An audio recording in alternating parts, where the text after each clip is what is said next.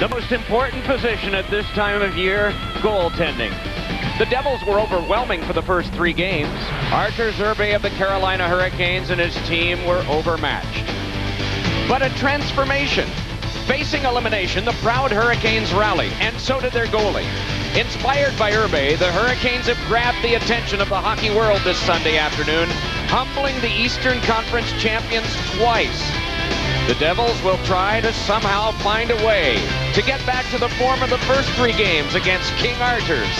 Game 6, best of 7, 3-2 Devils in Carolina on Fox.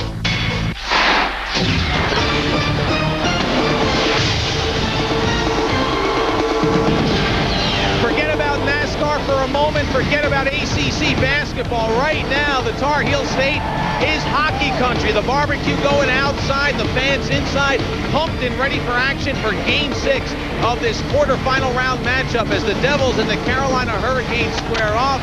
It looked like it was over after Game 3. The Devils up 3-0, but Carolina has rallied behind their goalie. They've won the last 2, and before a packed crowd this afternoon at the Entertainment and Sports Arena in Raleigh, they'll try to force a Game 7. Hi, everybody. I'm Matt Loughlin. Thanks for joining us.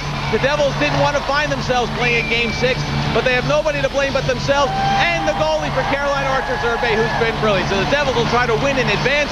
Carolina will try to stay alive with another win this afternoon. For more on the contest, upstairs we go to Doc and Chico. Matt, thanks very much. Good afternoon, everyone. Grilling atmosphere here in Raleigh. Let's cut right to the quick. First of all, what about the Devils lineup today? Well, there is one change. Jason Arnott cannot play. Sore knee. The numbers he's put up have been so-so. He's had 8 shots. He's had 9 hits. Face-offs, he just couldn't take any in the last game. He is out. Bob Corkum takes his place. On the Carolina side, absolutely no changes. Still, the 2 big forwards for this team cannot play because of concussions sustained earlier in the series. Now, the Devils were not without offense in Game 5. They just didn't get pucks past Artur Zerbe. Let's take a look at the number of shots that they attempted in the game. It totals 81. 24 were blocked and 18 were missed. Yeah, Larry Robinson said, you know, we've had chances. Our goal scoring has just kind of gone astray, and that's the truth. Now, we're going to just show you the number of chances the Devils have. Here's McKay on the rebound, and, of course, Zerbe's been a big part of it. But watch Elias right in the middle of your screen. Half the net, he fires it high on the power play. Here again, Bobby Holik gets run out of a good scoring spot, actually took the shot from behind the goal line. And then around the net, Zerbe has had some help from a lot of people. This case, Nemchinov battling for the rebound. He couldn't find it. Again, he was stymied. Jay Pandolfo. Pando rings one off the pipe. Another good opportunity that doesn't find the back of the net.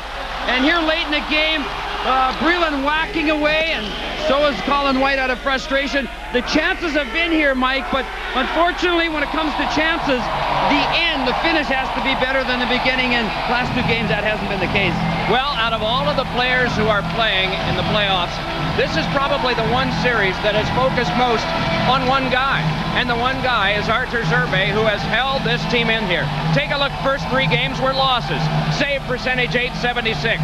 Last 2 games wins 9-4-5. Well, along with some of his accomplishments, Artur Zerbe has been the mastermind to the team, the Canes, stealing the last 2 games. Now here under pressure, he makes the save, but there's a rebound. Who's there to clear it? One of his defensemen. Zerbe has been sharp, no question about it, but look at the coverage again. 3 Devils picked up as soon as that rebound landed. The Gump Worsley swat out of the air over the glass, and finally Zerbe with 1 great save, but again, the Canes there to pick it up. So, Doc, the goaltender and the defense, as well as the forwards, working in perfect unison to stymie the Devils around the Cane zone. Well, whenever you wind up with an initial on your jersey, that means leadership, whether it's an A for alternate or a C for captain. And Scott Stevens has been one of the key leaders on this team ever since he showed up here in the fall of 1991. He has never missed a Devils playoff game. This is 104 in a row today.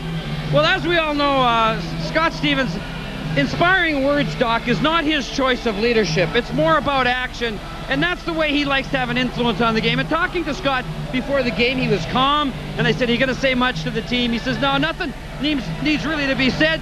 And I said, well, what are you going to try and do? He says, you know what, I'm just going to try and set my own personal standard very high, and I got a feeling, you know, my teammates are going to follow me. And I think that's what you have to look for. If the hit's there, he said, I'm going to make them, but mostly we want to be disciplined. We don't want to have a bunch of guys feeding off each other, running all over the ice, trying to put these canes away in the first period. He said, we got to be in it for the long haul for the 60 minutes, and that's what I'm going to try and establish early in my first shifts. Well, here in Raleigh, 21 countries are going to be watching this game through various telecasts.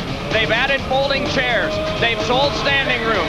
A record crowd, perhaps 19,000, to watch Game 6 after this.